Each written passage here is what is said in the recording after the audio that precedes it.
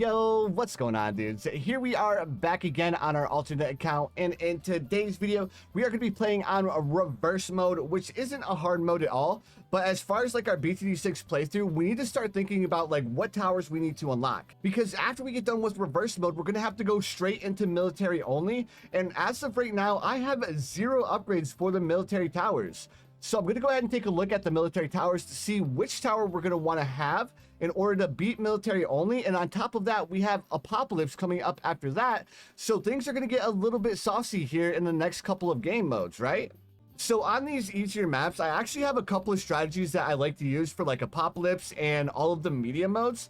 And the main tower for those strategies is actually the Monkey Ace. And the reason why I want to go for the Monkey Ace is because the Monkey Ace is going to be insanely good for game modes like Apocalypse. It's going to be really good for half cash once we get up to half cash.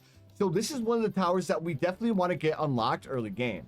All right, so let's go ahead and grab rapid fire. All right, dudes, so on top of beating reverse mode, I'm also going to explain to you guys a little bit on how tower experience works in Bloons TD 6. Because if you don't know, it can be a little bit confusing. So the way tower experience works in Bloons TD 6 is you get a specific amount of experience per round.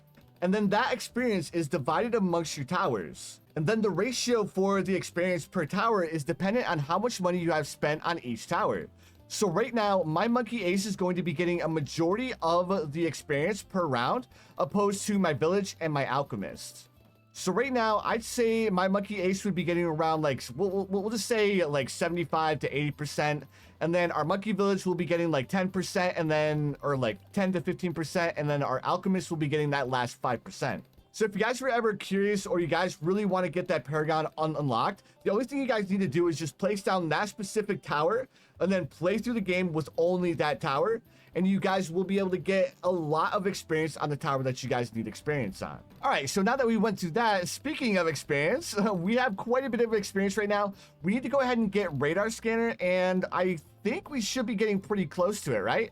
We're at 1,558. I almost want to place down another village, so we can go ahead and get that last little bit of experience we need for radar scanner, because it's definitely one of those upgrades that's really going to help us out. So we have a little bit over like $4,500. So what I'm going to do is I'm going to go ahead and buy Berserker Brew, and it looks like we can actually buy Stronger Stimulant. Ooh, buddy, we have the perfect towers. So with this setup right here, I do believe that we can actually beat Apocalypse mode with just these towers that I have on the screen right now. All right, and just so we can get that little bit of extra experience per round that I was talking about, let's go ahead and we'll grab ourselves like a second village, then we'll grab ourselves a third village. That way we can get a little bit more experience on the Monkey Village. All right, and there we go. Speak of the devil, we just had to invest a little bit more money into our Monkey Village, and we instantly got the radar scanner unlocked.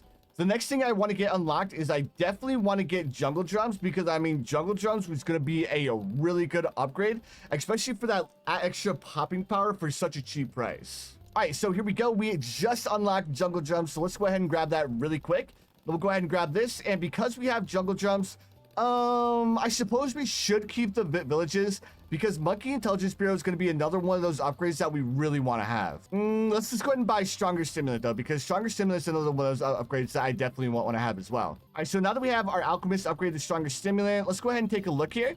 We see a little bit more experience for our Monkey Intelligence Bureau. As far as our Monkey Ace is concerned, I don't think we're getting as much experience. But that's all right, because the only upgrades we need are Nevermiss with lots more darts, and we'll be able to beat Apocalypse. All right, and there we go. We just got enough experience for our Monkey Intelligence Bureau, so we really don't need to worry about getting more experience on our Monkey Village. So let's go ahead and ditch this. And then we really don't need to worry about Spectre or anything like that. The next tower that I would like to start getting experience on, I guess we could go for the Druid, because the Druid is going to be a really good tower in pretty much every single map, whether we go for the middle pathway or we go for the bottom pathway in the beginner maps. So because the XP is based on money that we spend, we're going to go ahead and spam down a few Druids. That way we get more money invested into the Druids, and we should get more experience. There we go. We already got our first little experience boost. We're up to 218. Let's go ahead and buy Druidic Reach, and then we'll go ahead and work up towards Druid of Wrath.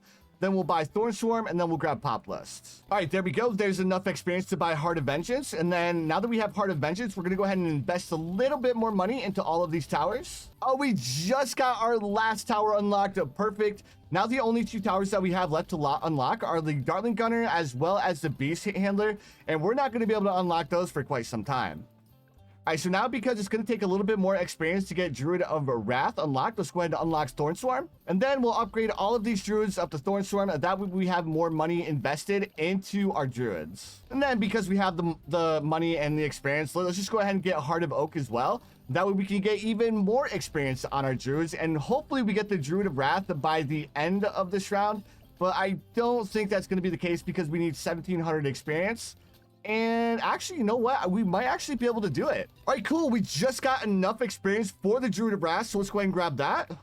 And then the next thing we're going to grab, let's go ahead and save up for Druid of the Jungle because the Pop List is going to cost us 14,000 experience, which will probably wait until we get to hard mode in order to actually go for like the Pop List and the Avatar of Wrath. All right, and there we go. Reverse mode is super easy. We got a lot of necessary towers unlocked. Like right now, we do pretty well in half cash mode. There's only a couple more towers that we need for half cash mode, and I'll probably start unlocking those once we move up to hard modes. But anyways, dudes, I hope you guys enjoyed this video. Again, I really appreciate you guys watching, but I'll see you dudes in the next one.